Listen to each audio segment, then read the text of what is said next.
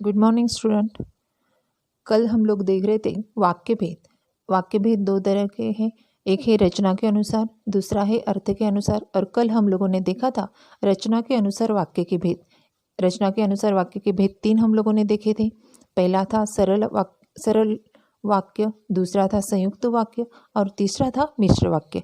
इन तीनों भी भेद के हम लोगों ने उदाहरण भी देखे थे और उनकी डेफिनेशन भी देख ली थी। चलो आज हम लोग देख लेते हैं वाक्य के भेद अर्थ की दृष्टि से। अर्थ की दृष्टि से वाक्य के भेद है 8। पहला भेद है विधानार्थक वाक्य, दूसरा भेद है निषेधार्थक वाक्य, तीसरा भेद है प्रश्नार्थक वाक्य, चौथा भेद है आज्ञार्थक वाक्य, पांचवा भेद है इच्छार्थक वाक्य, 6 नंबर है संदेहार्थक वाक्य, 7 नंबर है संकेतार्थक वाक्य और 8 नंबर है विस्मयार्थक वाक्य। अगर आप लोगों ने अच्छी तरह से इन भेदों के नाम अगर देखे होंगे तो आपको पता चल जाएगा कि इनकी शब्दों में ही उनकी डेफिनेशन छिपी हुई है। चलो एक एक तरह से हम लोग उनकी डेफिनेशन और उसके उदाहरण भी देख लेते हैं। चलो तो पहला भेद हम लोग देख लेते हैं विधानार्थक वाक्य। विधानार्थक वाक्य मतलब क्या कि जिस वाक्य में किसी क्रिया के होने या सूचना हो या किसी बात का विधान हो तो उसे कहा जाता है विधानार्थक वाक्य। जैसे भारत एक महान देश है। दूसरा सेंटेंस है मैं भीतर तक कांप गया। यहाँ पर किसी क्रिया के होने का बोध हो रहा है इसलिए, या किसी बात का होने का विधान है इसलिए ये वाक्य हो गया विधानार्थक वाक्य। यहाँ पर हमें किसी भी तरह की रचना नहीं देखनी है, तो वाक्य में जो अर्थ छिपा हुआ है वो हमें देखना है। दूसरा भेद है निषेधार्थक वाक्य। निषेधार्थक मतलब जहाँ पर किसी बात के न होने या न करने का बोध होता है उसे कहा जाता है निषेधार्थक वाक्य।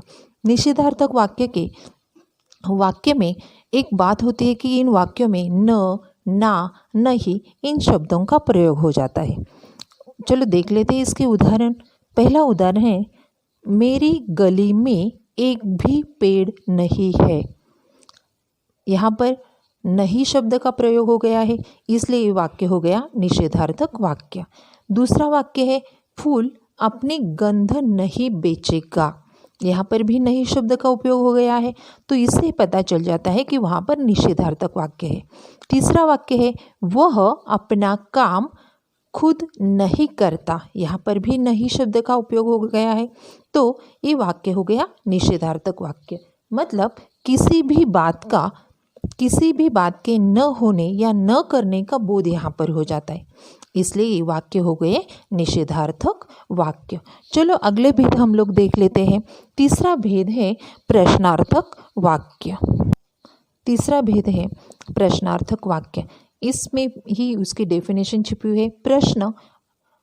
प्रश्नार्थक वाक्य किसी प्रकार का प्रश्न किया गया हो, जिस वाक्य में किसी तरह का प्रश्न पूछा गया हो, किसी तरह का प्रश्न हो वहाँ पर प्रश्नार्थक वाक्य होता है। और एक विशेषता है कि इस वाक्य के बाद में यहाँ पर क्वेश्चन मार्क तथा प्रश्न चिन्ह आ जाता है। चलो उदाहरण देख लेते हैं। क्या तुम हमारी बात समझे? यहाँ पर प्रश्न पूछा गया है और इस वाक्य से पता चल जाता है कि ये वाक्य प्रश्नार्थक वाक्य है।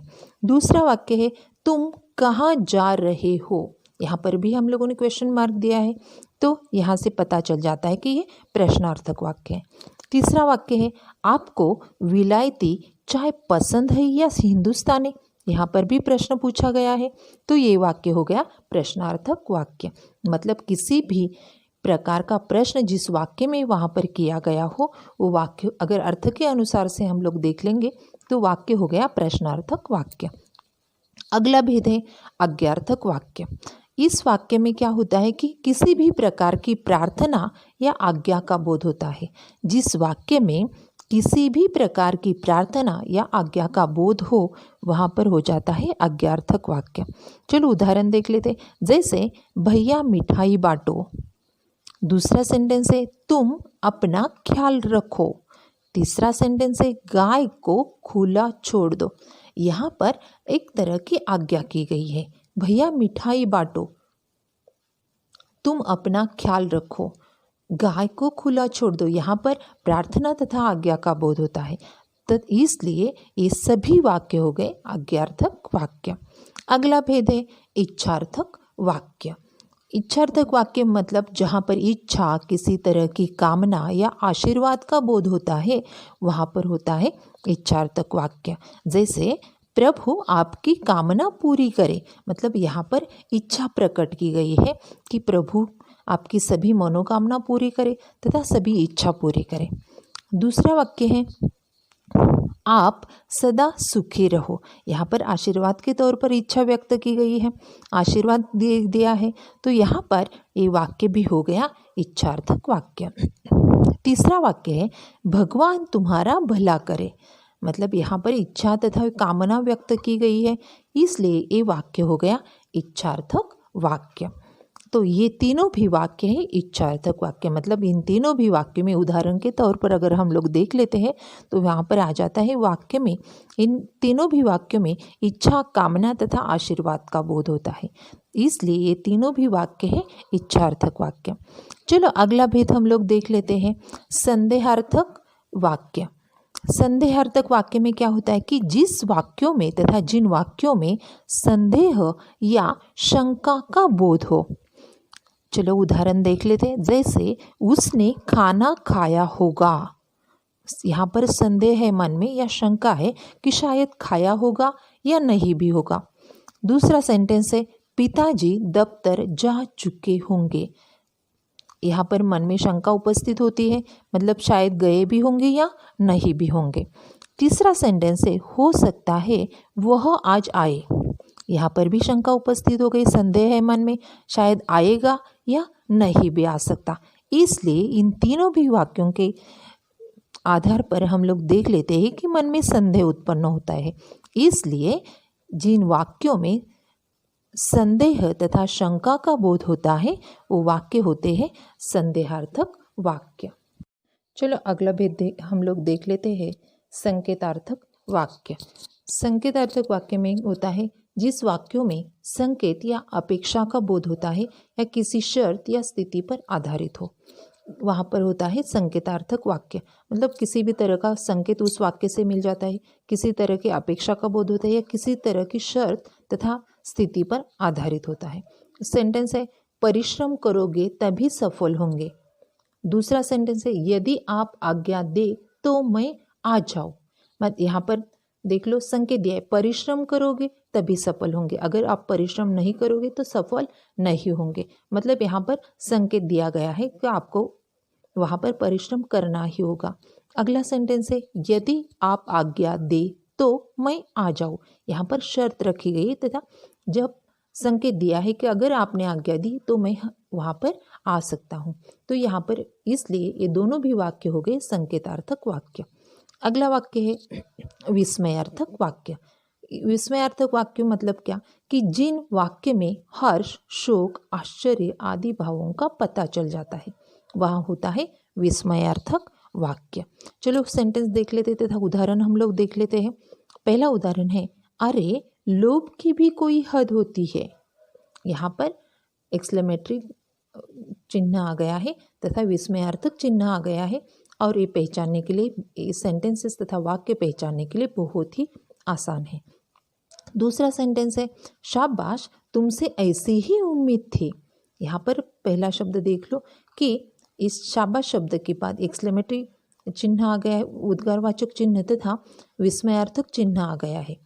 तीसरा सेंटेंस है उफ कितनी गर्मी है, उप के बाद यहाँ पर विस्मयार्थक तथा विस्मय सूचक चिन्ह आ गया है। तो ये तीनों भी वाक्य हो गए विस्मयार्थक वाक्य।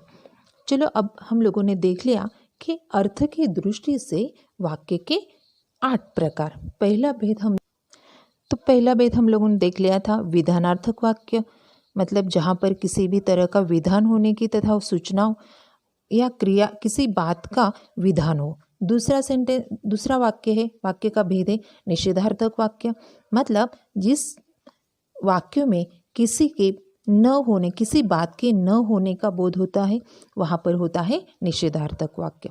प्रश्नार्थक वाक्य मतलब जहाँ पर किसी भी तरह का प्रश्न पूछा जाता है तथा प्रश्न का बोध होता है, वो होता है प्रश्नार्थक वाक्य। अगला भेद हम लोगों ने देखा था कि आज्ञार्थक वाक्य, जहाँ पर किसी भी तरह की आज्ञा दी जाती है वहाँ पर होता है आज्ञार्थक वाक्य। इच्छार्थक वाक्य, इच्छार्थक वाक्य में किसी तरह की इच्छा प्रकट की जाती है, कामना प्रकट की जाती है, वहाँ होता है इच्छार्थक वाक्य। 6 नंबर है संदेहार्थक वाक्य, मतलब किसी भी तरह का मन में संदेह तथा शंका उपस्थित होती है तो वो होता है संदेहार्थक वाक्य। अगला भेद हम लोगों ने देखा था संकेतार्थक वाक्य, मतलब जहाँ पर किसी भी तरह का संकेत या अपेक्षा का बोध होता है वहाँ पर होता है संकेतार्थक वाक्य। और लास्ट भेद हम लोगों ने देखा था विस्मयार्थक वाक्य, मतलब जिस वाक्य के द्वारा किसी भी तरह का शोक, आश्चर्य, हर्ष आदि भावों का पता चलता है वो वाक्य होते हैं विस्मयार्थक वाक्य। तो इस तरह से हम लोगों ने आज देख लिए अर्थ की दृष्टि से वाक्य के 8 भेद। चलो हम लोग वापस रिपीट कर लेते हैं कि कल हम लोगों ने देखे थे रचना के अनुसार वाक्य के भेद। रचना के अनुसार वाक्य के 3 भेद थे। पहला भेद होता है सरल वाक्य, मतलब जिस वाक्य में एक ही उद्देश्य और एक ही विधेय होता है वो होता है सरल वाक्य। दूसरा वाक्य हम लोग वापस रिपीट कर लेते हैं, दूसरा भेद संयुक्त वाक्य। संयुक्त वाक्य मतलब 2 या 2 से अधिक सरल वाक्य समुच्चय बोधकों से जुड़े रहते हैं, वहाँ पर होता है संयुक्त वाक्य। तीसरा भेद हम लोगों ने देखा था मिश्र वाक्य, कि जहाँ पर एक वाक्य प्रधान हो और दूसरा उपवाक्य उस पर आश्रित हो, वहाँ पर होता है मिश्र वाक्य। तो इस तरह से हम लोगों ने कल रचना के अनुसार 3 भेद देख लिए थे और आज हम लोगों ने देख लिए कि अर्थ की दृष्टि से वाक्य के 8 भेद। तो इस तरह से हम लोगों ने वाक्य के भेद देख लिए कि रचना के अनुसार 3 भेद है और अर्थ की दृष्टि से अनुसार 8 भेद है। तो इस तरह से हम लोगों को वाक्य के भेद एग्जाम में आए। तो अभी हम लोगों ने देखा कि अर्थ के आधार पर वाक्यों के भेद। तो ये सब कुछ आपको क्लास वर्क नोटबुक में लिख लेना है। उसके बाद नीचे होमवर्क भी आप लोगों को लिखना है कि अर्थ के आधार पर वाक्यों के नाम लिखो। तो ये वाक्य वहाँ पर नीचे आप लोग लिखेंगे और वाक्य लिखने के बाद वहाँ पर उसके जवाब लिखेंगे। जैसे पहला सेंटेंस है राम के आंखों में आंसू थे। दूसरा है कि तुम सबसे मिलो। तीसरा सेंटेंस है बारिश में मत भीगो। चौथा सेंटेंस है क्या सीमा गाँव गई। 5वां सेंटेंस है पिताजी काम पर गए होंगे। तो ये सब 5 सिर्फ मैंने 5 ही वाक्य यहाँ पर दिए हैं क्योंकि आप लोगों को बाकी सब परिभाषाएं और उदाहरण भी लिखने हैं। तो ये सब आप लोग क्लास वर्क नोटबुक में लिख कर रख लो। धन्यवाद।